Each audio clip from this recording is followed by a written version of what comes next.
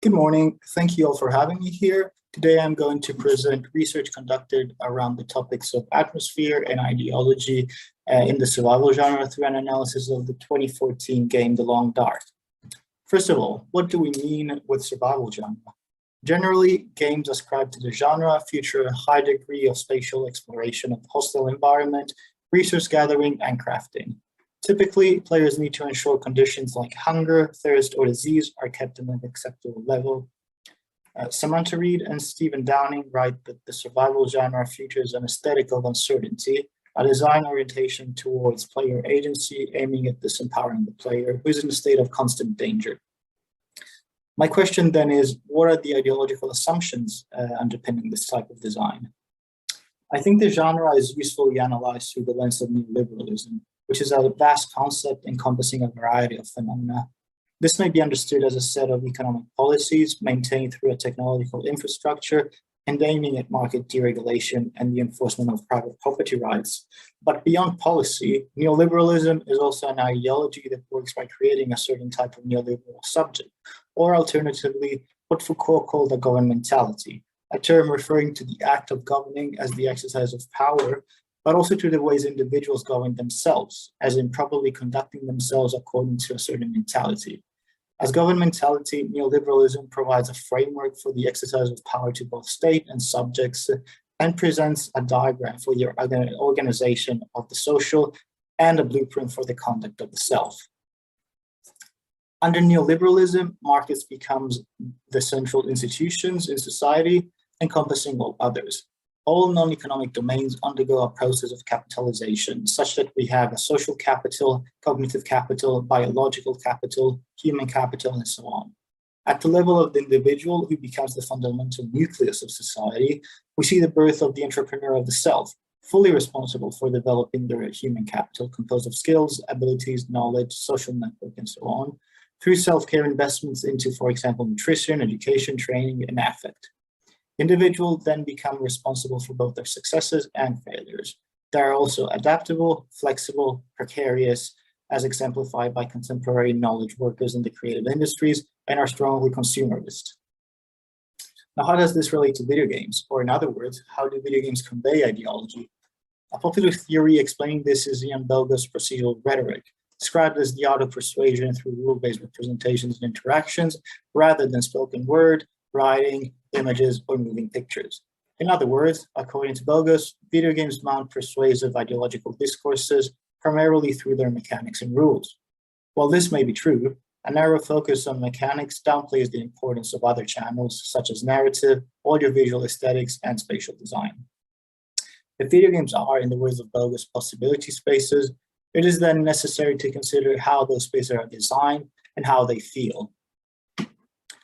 Procedural rhetoric may then be complemented with a consideration of how space and atmosphere are designed.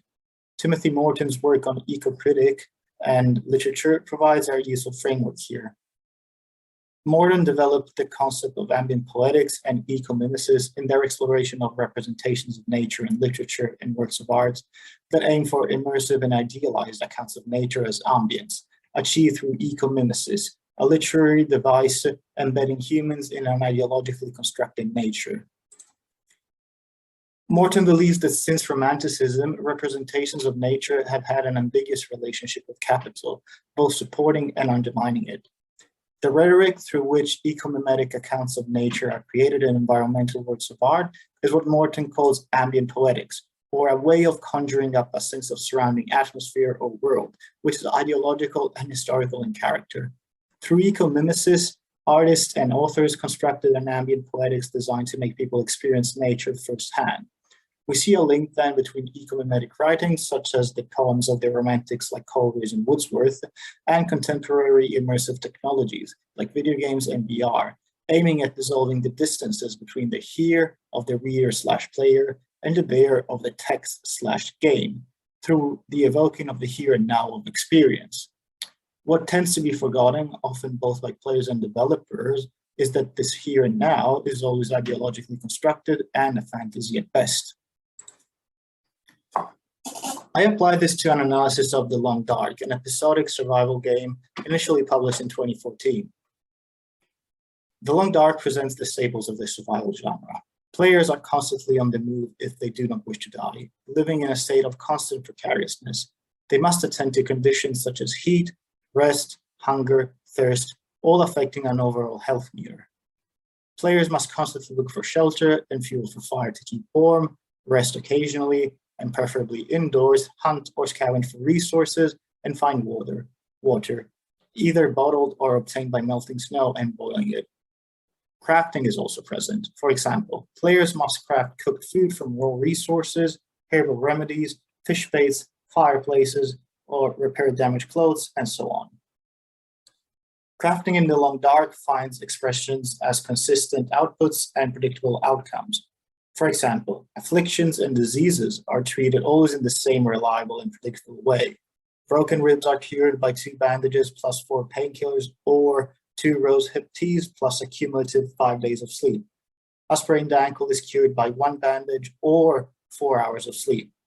As another example, in the game, a book item has a burn time of 18 minutes. It increases the temperature of the fire by 2 degrees Celsius and has a fire start chance bonus of plus 35%.